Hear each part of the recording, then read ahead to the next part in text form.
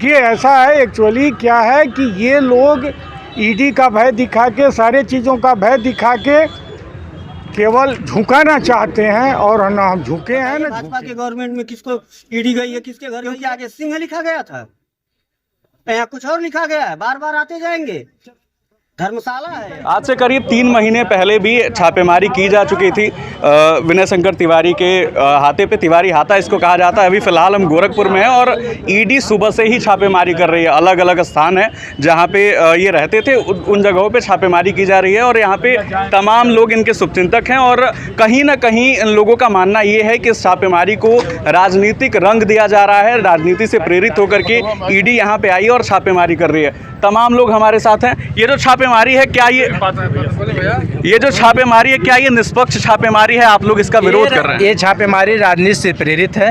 ये लोन का मामला है। कभी भी आपको अगर लोन मिलता है तो आप जाते हैं बैंक, तुरंत लोन नहीं दे देता है। उसके अर्थराइज वकील होते हैं, उस संपत्ति की जांच होती है, वो संपत्ति लोन देने लायक है कि नहीं है। बैंक के मैनेजर होते हैं, जनरल मैनेजर होते हैं। तो ये तो कार्रवाई सबसे पहले उन लोगों के ऊपर होना चाहिए जिसने विनय शंकर तिवारी जी को गलत लोन दे दिया। ऐसा थोड़ी ना कि विनय शंकर तिवारी गए और बैंक से पैसा निकाल के लेके चले आए। उसमें वकील से लेकर के तमाम बैंक के लोग इन्वॉल्व होंगे। कितने गलत लोग इन्वॉल्व हैं, पहले उनकी जांच हो।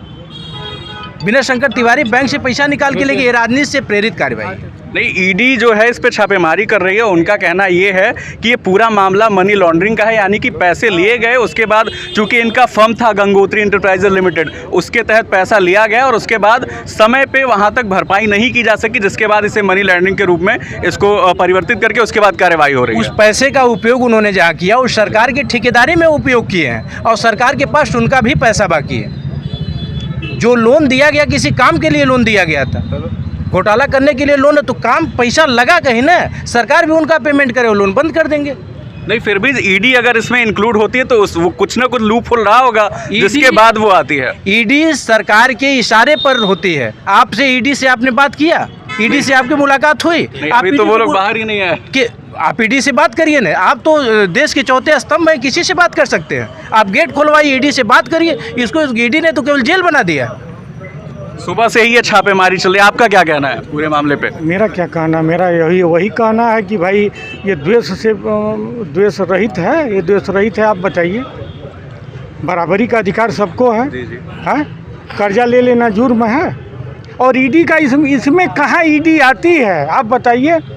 आप पत्रकार हैं, आप जरा ट्रेस करिए कि कहाँ पैसा वो ले जाके खर्च किया कि ईडी की ज़रूरत है।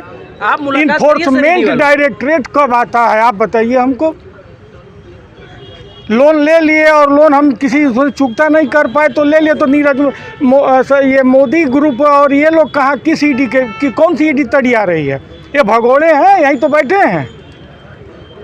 जो भगोड़े हैं उनको तो ये लोग ये कर रहे हैं। आदर्श घोटाले में अशोक चौहान थे, उनको ले लिए। देखिए, ऐसा है एक्चुअली क्या है कि ये लोग ईडी का भय दिखा के, सारे चीज़ों का भय दिखा के केवल झुकाना चाहते हैं, और ना हम झुके हैं ना झुकेंगे। मैं आपसे पूछा हूँ इस बात को, अब आप हमारे मुंह में मत इस बात को डालिए कि द्वेष रहित है। आप ईडी के अधिकारियों से बात करिए, आप पूछिए। ईडी के अधिकारी जब बाहर आएंगे तो बिल्कुल उनसे बात होगी। आप लोगों की हिम्मत नहीं है पूछने की। महाराज, क्या बात आप लोग करते हैं ये माइक और कैमरा लेकर के? नहीं, आप लोग पूछ पाएंगे? आपके पास तो परमिशन, यहाँ आपके अंदर सरकार से हिम्मत नहीं है कि कुछ प्रश्न कर पाइए। आप बुलाइए ईडी के अधिकारी को गेट पे, लीजिए जरा सा बाइट उनका। आसानी से जो मिल जाए। क्या कितना आप लोग चला रहे हैं, मालूम पड़ रहा है कितनी बड़ी बात हो। हालांकि 8 साल में जांच नहीं पूरी होती है। नहीं, हालांकि 3 महीने तो कार्रवाई, साल नहीं हो गया। 7 साल में जांच नहीं पूरी होती है। चुनाव आ गया, दबाव बनाओ। चुनाव आ गया, दबाव बनाओ। यही तो है। अन्य लोग अगर कुछ दिखाना चाहेंगे, चाहे कि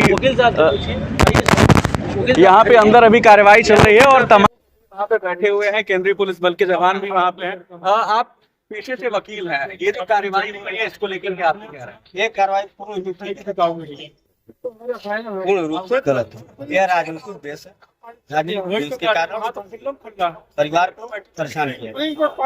नहीं, इससे पहले जब ईडी इसमें इंक्लूड हुई, लगभग 3 महीने पहले पीछे जाया जाए तो 73 करोड़ रुपए की संपत्ति इनकी जब्त हुई जी। इसमें गायत्री इंटरप्राइजेज लिमिटेड इंक्लूड थी, पैसा वहां से लिया गया, उसके बाद से भरपाई नहीं की जा सकी। और ईडी इसमें इंक्लूड इसलिए हुई क्योंकि जितने बैंक थे वो अंतर्गत आते हैं उसके, तो केस जब वहां पे गया, एफआईआर हुआ, उसके बाद फिर जाके पूरी प्रक्रिया तो जैसे लग रहा है कि नियम से चलती जा रही है, तो फिर इसमें वो गलत कहाँ पे है? जब ईडी इन्वॉल्व होती है, पहली बार आप स्वतः बता रहे हैं कि ईडी इन्वॉल्व हुई थी और पैसा जब्त हुआ था, उसके बाद ईडी नोटिस देती है, ना कि दोबारा पुनः आती है। क्या नोटिस दिए थे?